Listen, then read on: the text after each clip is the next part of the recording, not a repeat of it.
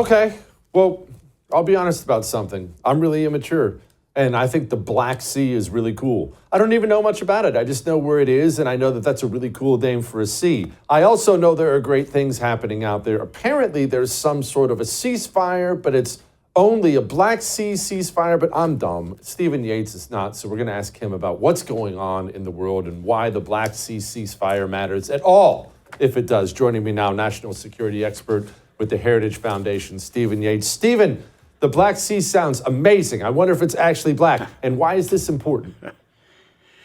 Well, obviously the sea is important because there is a lot of commerce that would normally be conducted there. It's the crossroads of some old civilizations and very important supply lines on energy and commodities, et cetera, et cetera. And if you're going to have a durable peace between Russia and Ukraine, you need to have some resumption of civilian craft being able to pass through there. Another element that was talked about was stopping the use of civilian crafts for military purposes. And so basically that Black Sea is an immense neighbor to the territories affected by Ukraine and Russia. So there's military, economic, and sort of humanitarian part of getting this peace right. You can't have peace in Ukraine without the Black Sea having this restoration. Stephen, on a macro level, Western powers have wanted the Crimean Peninsula since, I don't know, forever. They freaking fought a war over it in the mid-1800s, about the time we were fighting a civil war. It's a big deal, and countries have wanted it for a long time. How do we solve that problem, no matter what comes with the peace agreement? Russia wants it, understandably. Ukraine wants it. The UK wants it, as they always have. What do we do with all this?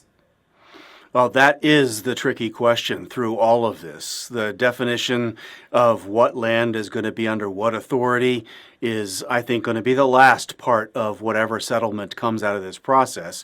It's why I never really believed this would be quick. I thought the president was right to put pressure on this to stop the killing quickly and saying he could end the war, but how to secure the peace is going to take a lot of work and a lot of time.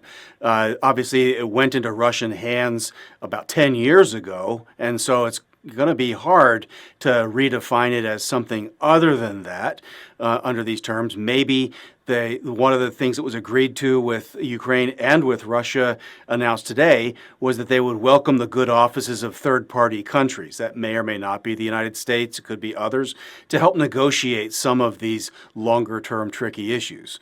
But the definition of where sovereignty rests with Crimea, I think, is going to be possibly the last hardest piece of this.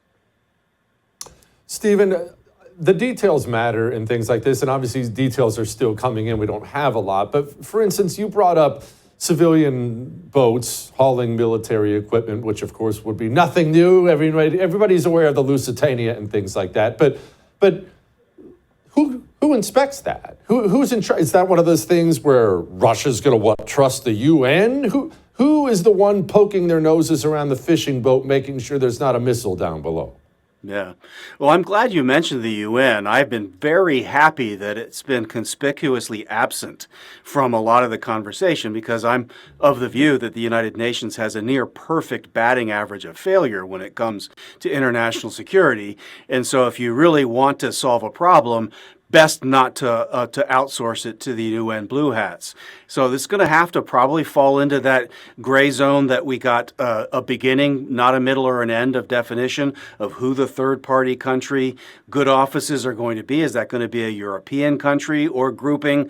Is that going to be some kind of other grouping that might include powers from other regions that have less of a vested interest? The Indians have come to mind in some ways in doing this. It's unclear how any of this would work. Really, what we have now is a definition of a goal, and we don't have detail on implementation. But you're right about what would not work, either having the Russians do the inspections or have the UN get in charge. All right. General Cruz spoke today. Here's what he had to say about the conflict. We do not see an imminent collapse in any of the line of control battle spaces at this point. Stephen, that sounds like they're all dug in. So if that's the situation, surely that moves peace negotiations along, right? If nobody thinks they have an advantage.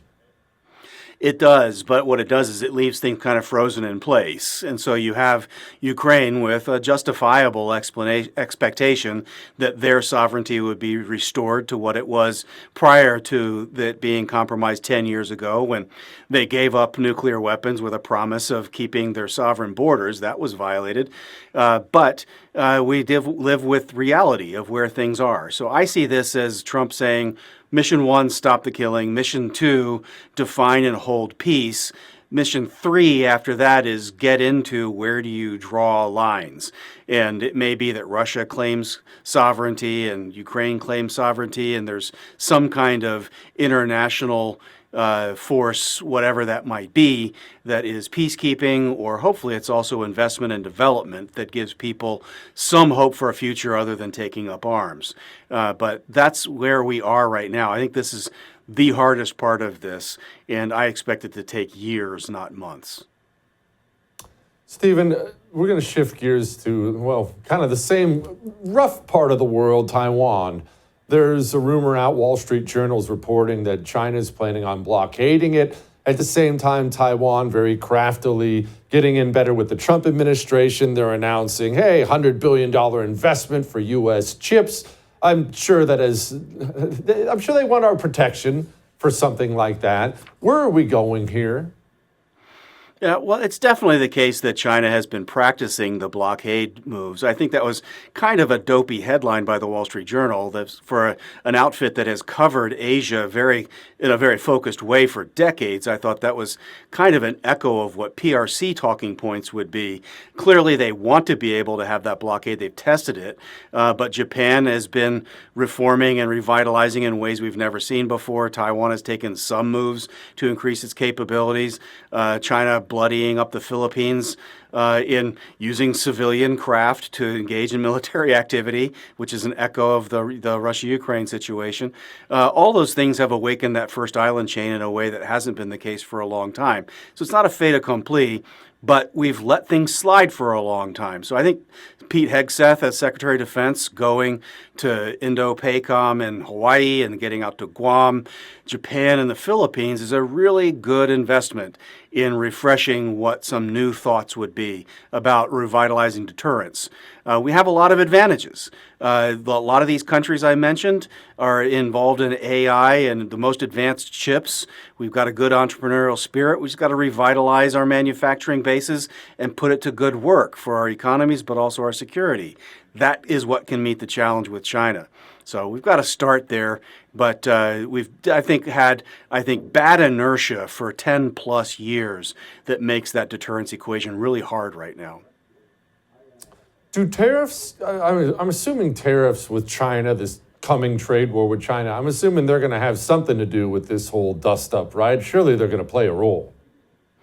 Well, the first round of tariffs were interestingly linked to, hey, China, you'd need to cut off the supply of illicit fentanyl precursors. And that's, I think, an interesting litmus test, because if they won't do anything on that front, why would we expect more on others as we ratchet up other tariffs? But President Trump and his team have made clear there will be other tariffs too, and there's going to be other areas where we're going to put pressure. But clearly the best way forward is for us to have a really strong sense of civil society resilience in Taiwan, which they've been working on and we should encourage and support.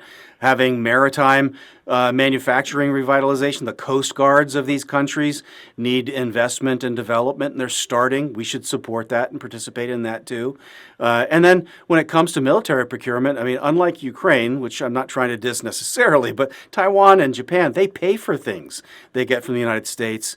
And if the United States is going to say you should do more, then their response ought to be, great, we'll buy as much as you're able to manufacture and willing to sell to us, and let's see where that goes. I think we're inching towards that kind of a posture, and hopefully we have enough time and create enough doubt in Beijing to catch up. Finally, Greenland. This is not just, social media fodder. This is clearly something Donald Trump is extremely intent on. And we see France throwing a fit about the whole thing, and Greenland's former PM is running his mouth about it. Where are we going with all this? I tell you what, this has been one of the most fantastical bolts from the blue in conversation. And it's sort of typical Trump. He'll push something out there that people just have kind of backflips and conniptions about, and they say it can't possibly be real. And then they keep sending officials, and there are economic agreements that are being proposed. And there's only so many residents of Greenland who could be exceedingly well taken care of if they formed some condominium with the United States. And when it comes to the nuts and bolts of national security, this is a serious geography, and there are serious resources. And if we don't have this kind of relationship with them, who is? And it's not going to be Denmark keeping them safe from Chinese or other encroachment on those resources or access to the pole. And so I think it's a much more serious issue than was thought of a year or two ago, or when it first floated in the Trump first term. And boy, I can't tell you how it's going to land, but politically, if I was a resident of Greenland, I'd like that deal that's being offered. Yeah, me too. Stephen, thank you, sir. I appreciate it. I would thank you for coming to my YouTube channel, but I know how brilliant it is, and I know you love it here. So subscribe and watch. We're going to start really ramping things up and putting some funny stuff, some interesting stuff out there, some collaborations. Either way, my YouTube channel is officially the place to be. So stick around.